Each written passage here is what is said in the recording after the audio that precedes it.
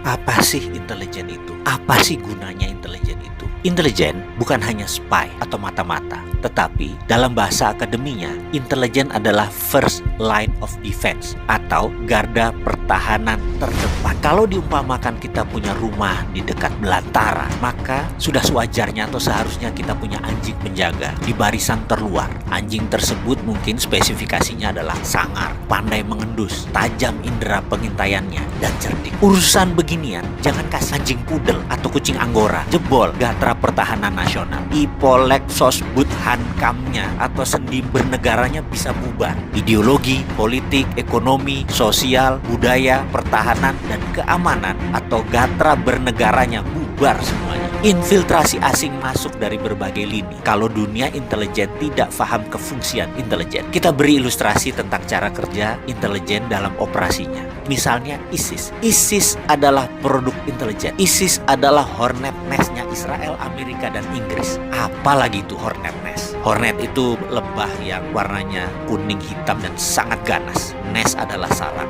Apa itu? Kita terangkan sedikit. Zaman Pak Harto adalah salah satu zaman di mana intelijen banyak melakukan operasi untuk keamanan negara. Misalnya dulu ada geng anak liar atau gali ya, dan premanisme merajalela. Maka dilakukan operasi Petrus, penembakan misterius, dan berbagai cara kejam dalam tanda petik. Sebagaimana saat ini Duterte melakukannya di Filipina, mengeksekusi mati lebih dari 20.000 bandar narkoba. Zamannya Pak Harto malah nggak sampai segitu. Duterte pernah mengatakan dia belajarnya dari brother country-nya Filipina, yaitu Indonesia zaman Pak Harto. Kita ingat ketika waktu itu di zaman Orba, Petrus, dan berbagai cara membersihkan preman dan penjahat. Tapi demi hornet nest, tidak semua dihabisi. Ada satu kelompok disisakan. Kelompok ini dibiarkan, bahkan dipelihara kesannya. Sebenarnya bukan dipelihara, tapi tujuannya untuk menjebak, yaitu hornet nest tadi. Para preman dan penjahat tadi jadi merapat ke kelompok tadi. Itulah hornet nest. Jadi kemunculan orang-orang preman tadi ke permukaan, gabung dalam kelompok yang tersisa satu ini, sehingga membuat mudah pengendalian.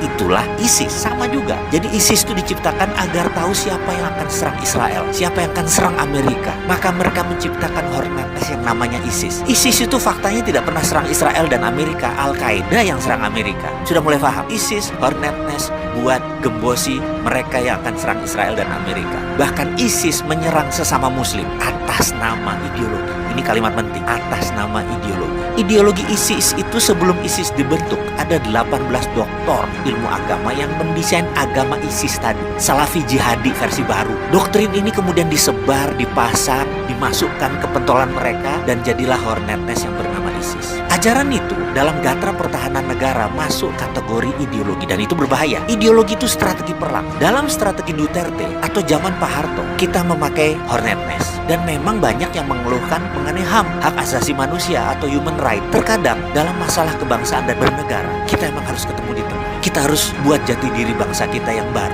agar kita tidak terkoyak-koyak. Maka sekedar bertanya aja nih, saya yang bodoh ini, saya yang sontoloyo ini, tinggi mana sih human right dengan nation right? Yuk ke depan kita tata ulang negara berdasarkan nation right.